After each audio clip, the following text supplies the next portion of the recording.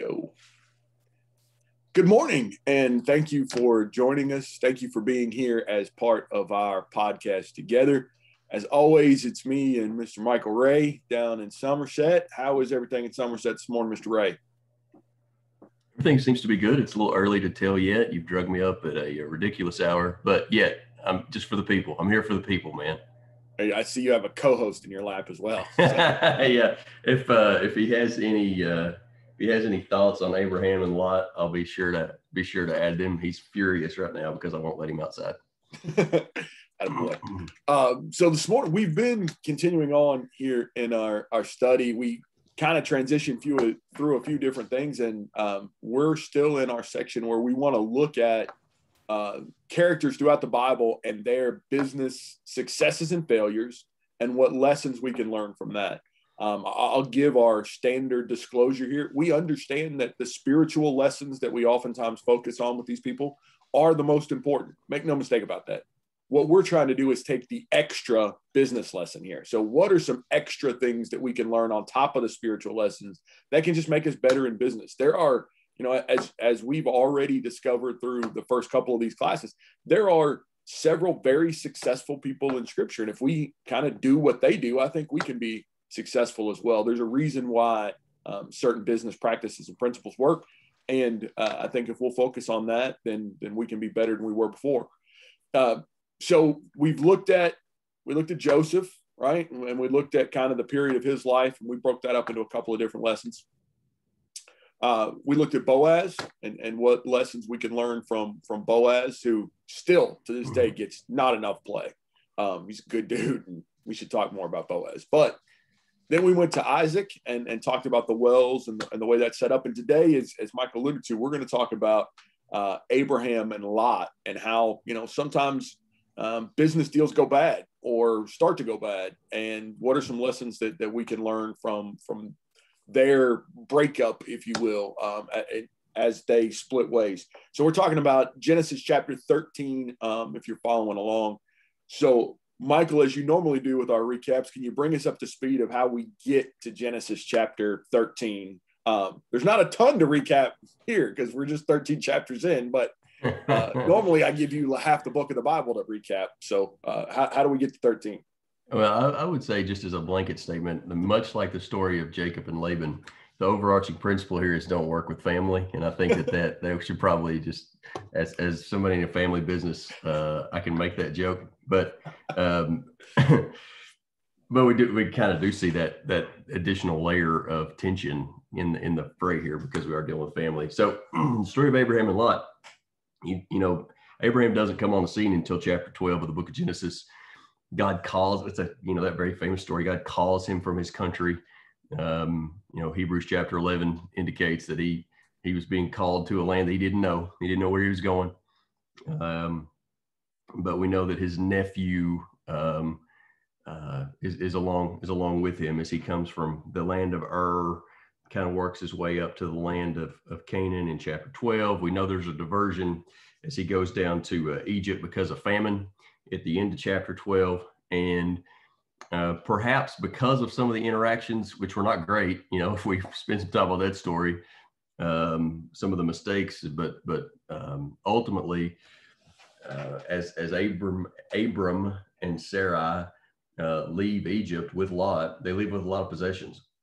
And part of that sojourning in Egypt is what helped Abraham accumulate some of his possessions. And so as we get to the end of chapter 12, beginning of chapter 13, Abram and his traveling caravan and Lot and his flocks and herds are back kind of in the Negev area, south of what would be present day Israel.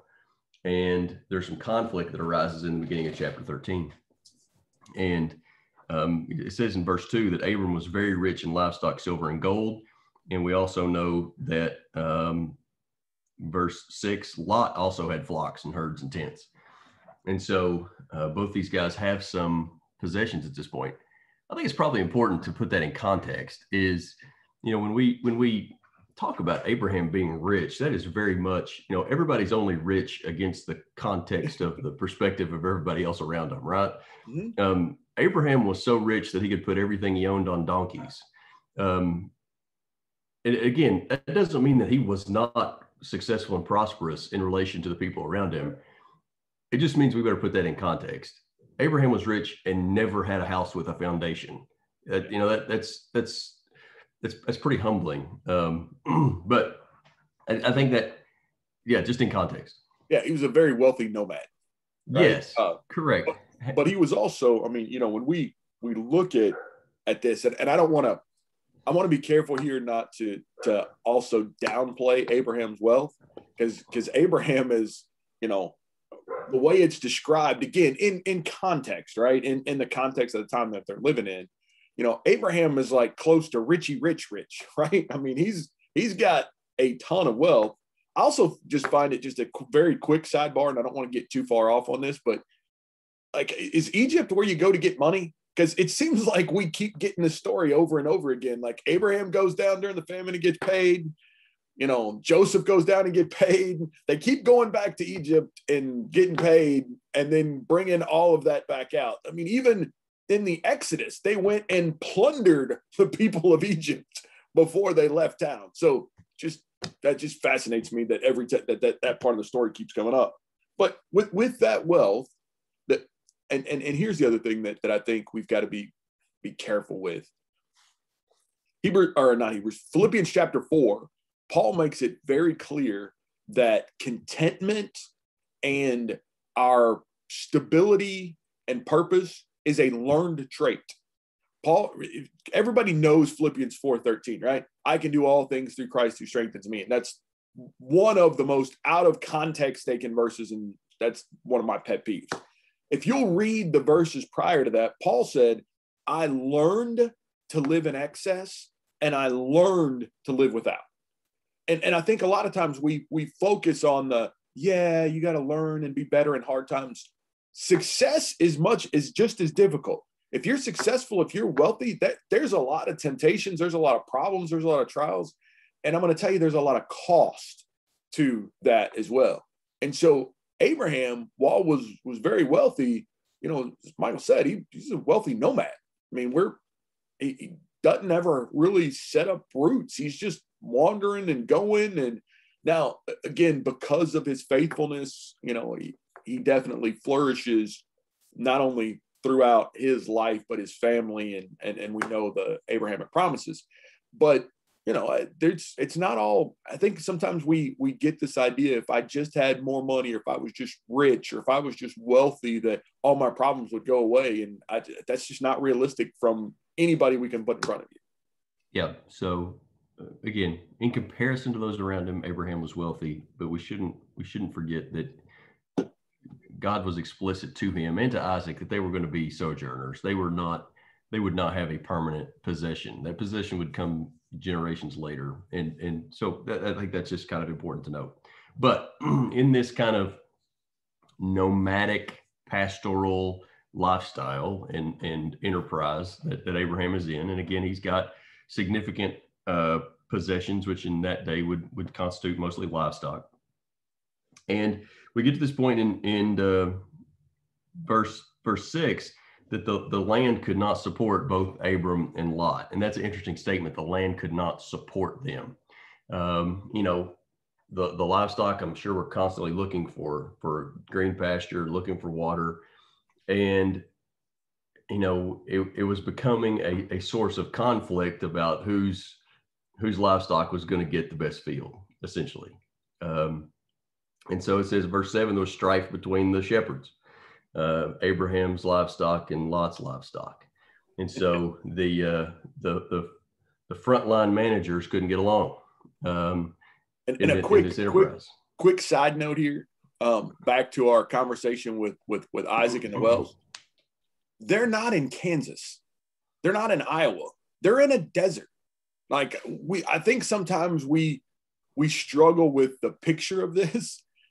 They are nomadic herdsmen in a desert. So where they were in that general area, there was only so much grass and so much water. I think sometimes we think that they're on this wide open, majestic field in Kansas, and they couldn't get along because they were, hateful to each other. No, that's not what happened. It's very clear that there's only so much grass that their animals could eat. and they're all fighting for these best spots. Not, and I don't think you can read into or see subtext here that says that this is about greed or this is about, true strife. This is just resources. And when resources get tight, there is a natural friction that happens among the best and closest of friends. These guys have been, let's also be very clear here. These guys are not brand new coworkers, right? By all accounts, these are the people that have been with Abraham and Lot throughout most of their journey. Now, they've picked some up along the way, no doubt, but these are men that have been together for a long time, and they probably do care about each other and probably do love each other and probably have spent, many days and nights together. But when resources get tight, when things get thin, when those types of things happen, it gets testy up in the workplace, even amongst family, right, Michael? No comment. And what is economics? Economics is just the study of what happens when there's scarce resources, right? That's kind of the textbook definition. And so we got this study in economics. We've got scarce resources, and how are these two gonna handle this situation? And they have to keep moving. That's part of the lifestyle. They're nomadic, pastoral herdsmen. They're going to keep moving. The question is, do they keep moving together, where the next place they have to find for sustenance for their animals has to be increasingly larger? If they move together, it just requires the next place to have even more resources. And so it becomes this conflict. This land just ain't big enough for the both of them in Old West terminology. And so we get to this kind of seminal point in Bible history to get this great story where Abraham comes to his nephew, and I'll make kind of our first overarching point here is Abraham comes to this both personal and business crossroads, and comes with just an extreme amount of gentleness, humility, and generosity. And there's a lot wrapped up in those three words, but I think you see all that just in this first sentence from Abram. Let there be no strife between you and me, between your shepherds and mine, because we are brethren. The whole land is before you. Separate yourself from me. If you take the left, I'll take the right. If you take the right, I'll take the left. There's a lot wrapped up into that, I think. Abram, as kind of the patriarch of the family, was not under any obligation to allow Lot his preference. And I think Scripture is clear that this was a intentional, concerted effort on the part of Abraham to be generous, to allow Lot his preference. That it was also a display of humility. In other words, it can almost, again, don't want to read too much into this, but Abram saying, look, my blessings are from God, and he's going to bless me wherever I choose, or whatever you leave me with here, I'm going to be okay. And we definitely see that. Abraham's wealth was not diminished because he was left with the inferior of the land. And so that generosity, that humility, and that gentleness, not that, hey, since your shepherds are overbearing and ruthless, we got to separate, or not because you can't keep control of your people, we have to separate, but just let there be no strife between you and me. Like, our relationship is more important than this business enterprise that we're in together. So to me, that's kind of the first layer of lessons, and probably the simplest one, and the one that we all see, but also critically important, is how does Abraham approach this conflict with gentleness, generosity, and humility? I wish I would approach conflicts similarly more often. And I think it's important here. I've read this a couple of times, even while you were going through the story here. Are you saying I was long-winded? No. There's only a couple of verses here. It's not like I was reading, Exodus. But here Abraham was very rich in livestock and silver and gold. and he journeyed on, yada, yada. And so then we get down to 6 or 5. And Lot, who went with Abraham, also had flocks and herds and tents. So Abraham has silver and gold and flocks and herds. So Abraham, there's a disparity of wealth here, I think is what I want to talk about here too. So you've got a gap between these two. And I think it's important that Abraham, again, in the patriarchal position, he's obviously the leader that everybody kind of comes to, that Abraham decides that he's going to, one, diffuse this situation before it gets out of control. So I think there's a lot of leadership and insight on his part for that. And I think that's one of the lessons I want us to bring out too, is from a business standpoint, that we've got to be able to see where things are going, from a conflict standpoint. Abraham saw, look, this is going to end poorly. If we don't do something here, and that's his words here, right? Let there be no strife between you and me. The herdsmen and the middle managers that are fighting right now, that's going to end up causing problems between you and me. And so we've got to be able to see down the road that, look, when certain things start happening, this may be the end of the enterprise here, or at least the partnership. And Abraham, with his generosity, his kindness, and his grace, he said, look, it's not your fault. It's not my fault, but, you pick first. You pick the land, and, we'll figure it out over here. And, it's not explicit in the text, but I agree with your point there that, God's blessed him to this point. I mean, he just started walking and wandering, and now he's got gold and silver and, donkeys and tents and all kinds of stuff. So, right. So God's taking care of him thus far. When they split up, he figures God's going to take care of him throughout the land of Canaan. But there's a lot of faith. And I think it's very difficult for people in business to say, I'm going to give you the top third of the customer list, or the top quarter of the customer list, and then I'll try to make it on the bottom. That's tough. And especially when you get into, real money. I think it's very difficult for us to cross this road, but, prayerful consideration, we need to look at this and say, is giving some things up here in this business deal for the sake of the relationship, for the sake of the spiritual aspect of it, and knowing that God can bless us when we do things the right way.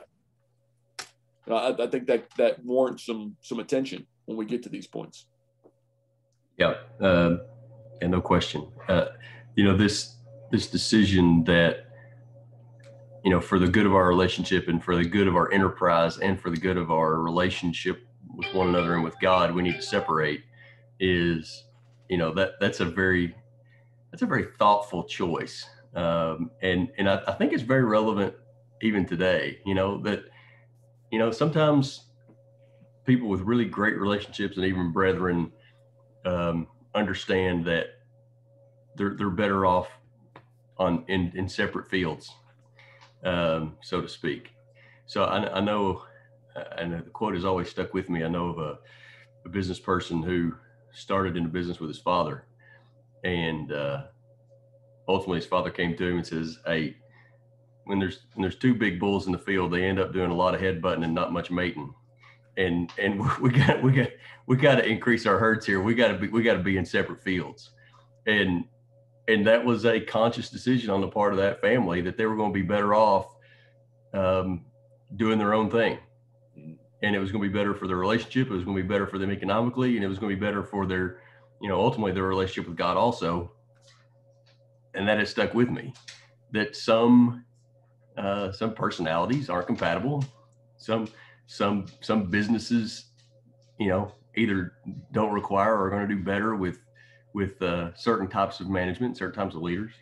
And, the humility, pride and greed get so, get in the way of these conversations. If Abraham would have been prideful or greedy, he would not have approached this the same way.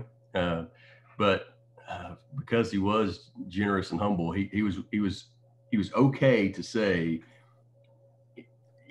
because we love each other doesn't mean we're best suited as business partners. And so the other thing I want to, draw another analogy here. because not everybody is in the same boat, right? You know, a lot of our listeners, you know, you may never be in a position where it's a, you know, business partnership here that you're dealing with, but a lot of us along the course of life have had a roommate. And you can have a friend that's your best friend in the world that you love to death that you'll never live with because you're just not compatible, right? You know, one of you is a slob, the other one's a neat freak. It doesn't matter. You're great people. You love doing stuff with them, but it just doesn't work. And I think that's what sometimes happens in these business relationships is as good as we are at what we do, there are some things that just, you know, either great or there's not enough resources, or there's not enough space, or there's not enough something that, and again, it doesn't mean that you're not friends, doesn't mean that you're not brothers, doesn't mean that you can't still love each other. It just that you're a failure, this doesn't work. It doesn't mean you're a failure, you know. Right. Doesn't mean that you failed either in business or in Christianity. I don't think that Abraham failed as a business person or as an uncle or as a follower of God that he came to this point. Quite the opposite. So sometimes that's a hard pill to swallow.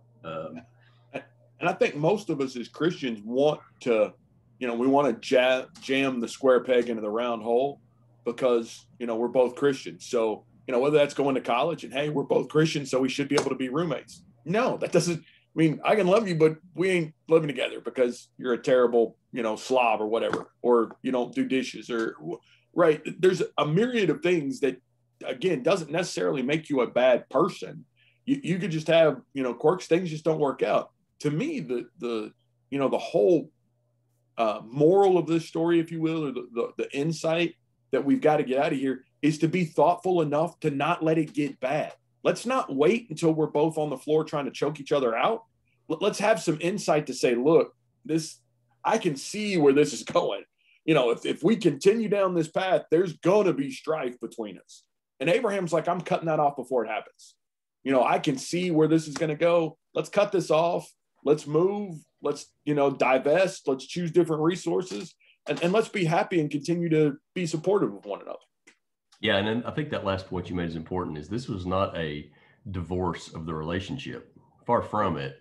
You know, the very next chapter, Abram is risking his life to go rescue his nephew who had been kidnapped, essentially. And so, I mean, there was still a sincere, emotional, relational, you know, connection here.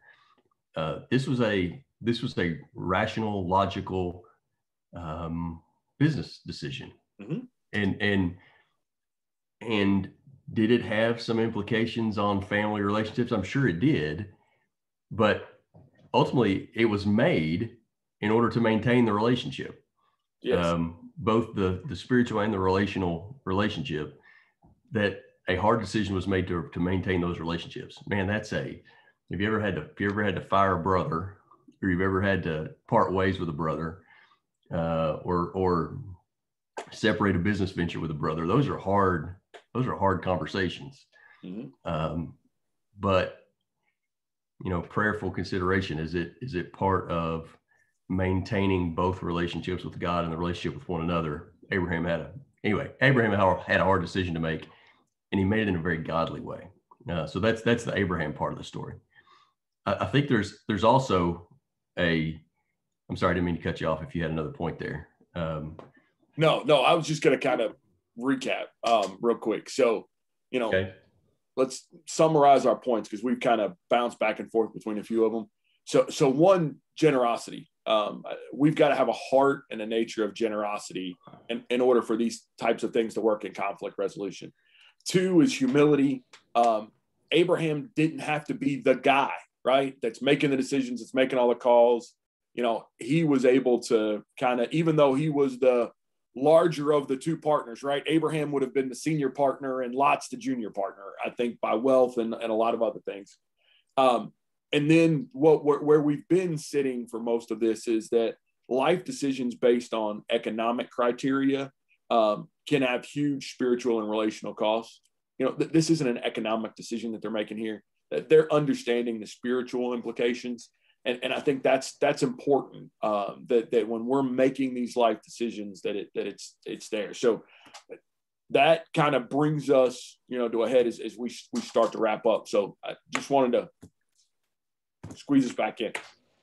Yeah, the last point you made, I think Abram understood that life decisions that are only based on economic selfishness have huge implications. I'm not sure Lot understood that because the decision that Lot made was pretty clearly economically self-interest motivated. He clearly, and you can read those verses with me, Lot lifted up his eyes in verse 10 and saw that the Jordan Valley was well watered everywhere, like the garden of the Lord. That's pretty strong language. So verse 11, Lot chose for himself all the Jordan Valley, and Lot journeyed east, and they separated. Lot made a decision based on his own economic self-interest. That portion to the east of where they were looking, they must have been on a elevated area. They could see the land. East looked green, west looked brown. He went east. Now, what is very clear in subsequent chapters, what Lot either did not take into consideration or did not investigate was the morality of the locals. And there's a whole other series of lessons about that as you go on to subsequent chapters. Yeah, and verse 13, it jumps off right in the, and he went toward there where there were some wicked sinners. Correct. So did Lot not know that, or did he not care? It doesn't really matter. He made a choice in his economic self-interest, but the result was the spiritual deterioration of his family. Man, that's heavy. Yep. You think that doesn't have relevant modern allegory. I mean, that's absolutely, that's absolutely a modern, like how many decisions are made based logically on economic self-interest. And from that perspective is a very logical decision. But if those decisions aren't made with, you could be like Lot and maybe not care and say, I'm sure wherever we got to go, I'm sure there's a church there. We'll figure it out, and that seemed to be a little bit like Lot's attitude. The business is better over there. The job opportunities are better there. I'm sure we'll figure it out spiritually when we get there. Or whether that it's morally questionable, but we'll be strong enough to survive it. Whichever one of those avenues you think Lot chose, he went that direction. The most obvious parallel to me is the job opportunity leading your family closer or further away from the Lord? And those are, I don't say that lightly, because I know those aren't decisions that people take lightly. But what is the deciding criteria in those decisions is a question that Lot should make us really consider. And I think, the biblical principle that we, that jumps off the page to me is that true idea of counting the cost. What's your true cost here, right? Oftentimes when we think about costs, we don't boil it down far enough to, okay, so, I got recruited for this big hotshot job, but I got to move, and there may or may not be a church there, but we start to, I'm trying to be cautious here, but, whatever. I think we sometimes lie to ourselves of, well, hey, we'll be strong. And, if there's, a small church, or if there's no church, then we'll start one and we'll do some stuff in our house. But we don't factor in the fact that if they brought me down here and are paying me a very good wage, they're going to expect a lot of work out of me. They're going to expect a lot of dedication to the job. Especially if there's relocation packages and whatnot involved, I think sometimes we deceive ourselves because we really want the economic benefits and we diminish the spiritual cost that it's going to take. I think sometimes we lie to ourselves in the fact of, well, I'm doing this all to provide, economic stability for my family. And that's the most important thing. No, it's not. Economic stability is not the most important thing you can provide for your family. Spiritual stability is the most important thing you can provide for your family. But we often banner and trade those two, moving up a tax bracket, but at what cost? And so, as we've talked about before, and if you've listened to us before, the studies on this are hysterical, right? Everybody, no matter how much you make, thinks they just need a little bit more. The guy that's, making $500,000 thinks he could finally make it at 750. And the guy at $1 million thinks he'd finally make it at 2.5, right? That everybody's all constantly looking up. But at what point, again, do we weigh the costs of this? And, I would wager at the end of Lot's life, while we don't have, his Ecclesiastes or his Psalms to talk about the end of his life, but I would wager that Lot would go back and change this choice if he could. That this is where he would see kind of the fork in the road where things got sideways. And we read in 2 Peter chapter 2 that Lot is described as righteous and that he was vexed by the things that were going on around him. So I don't take this, and we shouldn't take this as well. Lot was just a heathen, and Lot was at least Scripture has recorded for us that Lot was a righteous guy. Mm-hmm. But this choice was not a righteous choice, and I don't think you have to move physically or geographically to make this choice. Moving to a new position can have very similar consequences. If that move is made for, again, strictly economic self-interest, without any regard to what it does to the spiritual condition of self and family, and what's it going to do to the relationships between family and between us and God, it's the same choice. The promotion that requires the deterioration of family and spiritual relationships is exactly the same choice. So it doesn't always have. We're not always talking about relocations here. There's a lot of different implications for this kind of choice. Yeah, it's I think you go back to the principle. It's count the cost. Well, what's this going to cost me? Time, effort, energy, time away from my family. Maybe the inability to work or serve in the church. I mean, there's a lot of things that are going to come into here. If you take high-powered, high-pressure job, does that mean that you can't be a deacon or you can't teach Bible class? There's a lot of things that are at play there that have to be factored in. So the last thing I want to leave us on here very quickly as we draw to a conclusion, because we've got a hard stop, and we don't ever do good with hard stops. We always end up blowing through them, but not that hard. They're not. Turns out they're not as hard as we think they are. But one of the things that Michael said just a few minutes ago that I think is vitally important is this is not a failure, right?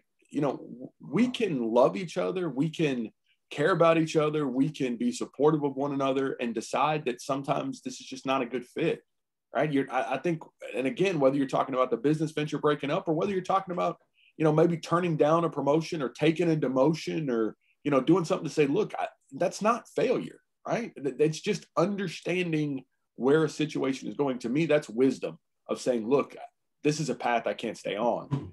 And it's knowing the end of that path at the beginning. It's not waiting until you're burned out. It's not waiting until you've lost your family. It's not waiting until things are in ashes and say, you know what, probably shouldn't have done this. It's sitting down at that crossroads and saying, hey, when I count the cost, it's just not worth it. And I've got to make a different decision.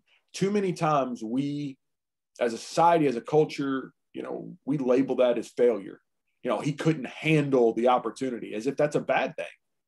No, maybe his family and what they were doing and what he was having to give up to take that role absolutely had to happen and had to take precedent. But we put so much of an emphasis on career, on success, on those things that I'm convinced that many of us are forced into doing things out of that, sense of obligation or whatnot, instead of being able to truly count the cost and say, look, this may not be the economic best choice, but for me and my family and our herds, it's better for us to go the other way. Yeah, well, I mean, when you define we define our value by what our W-2 is. And we've talked about this a lot. When our value is defined by what we do and what we make, it forces us into choices like allotment. The person who doesn't take the promotion, how are they viewed by the world, to your point? And in that day of counting the cost, I don't know that Lot did a bad calculation. I just don't think he did the calculation. I'm not sure that he went through the due diligence of checking out what was going on in Sodom. You know, Moses puts for us in verse 13 this, parenthetical, the people of Sodom were wicked. I don't know that Lot knew that. So I don't know that Lot made a conscious decision to take his family into like literal Sodom. We talk about that figuratively, like he took his family to literal Sodom. Mm-hmm. But I don't know that was a calculated choice as much as it was, he didn't do the calculation. Yeah. He didn't do the due diligence about what is this decision going to do to my family. And so when we say count the cost, it doesn't always just mean, and I know to your point, it doesn't always just mean, do the calculus correctly, do the correct analysis. Sometimes it just means do the analysis.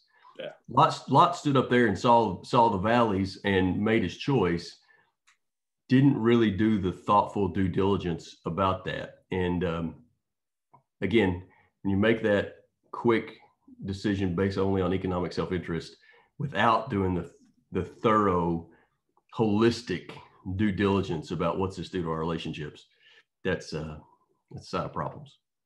Absolutely. So we'll end there. If you've kind of been following along, generosity, humility, being able to look down the road, to commit to kind of see the strive or see the deal ahead, and then the last one we'll just call counting the cost. Make sure you do the math and sit down and truly count it and understand what you're getting yourself into. So that's our points for you to be better workers today, for you to be better leaders in the workplace. Lord willing, here sometime next week, we'll catch up with another character. For some reason, we've been going backwards chronologically. I don't know if we pick up Noah next, or we're running out of people going this direction. No, I think it's natural. We've gone Joseph, Jacob, Isaac, Abraham. I think it's straight to Tower of Babel. I think that I'm dead serious. I think that's where we go next. I think there's great lessons there. Genesis 11, book it. All right. Well, we'll talk about the woes of construction. Listen, I can do that right now. We do have a resident expert that's been through a project and can speak from dealing with GCs and how the tower went bad. I assure you, we weren't speaking the same language. Again, thank you all for being here. Thanks for being a part of this, and we'll Tower of Babel it next week. See you, brother.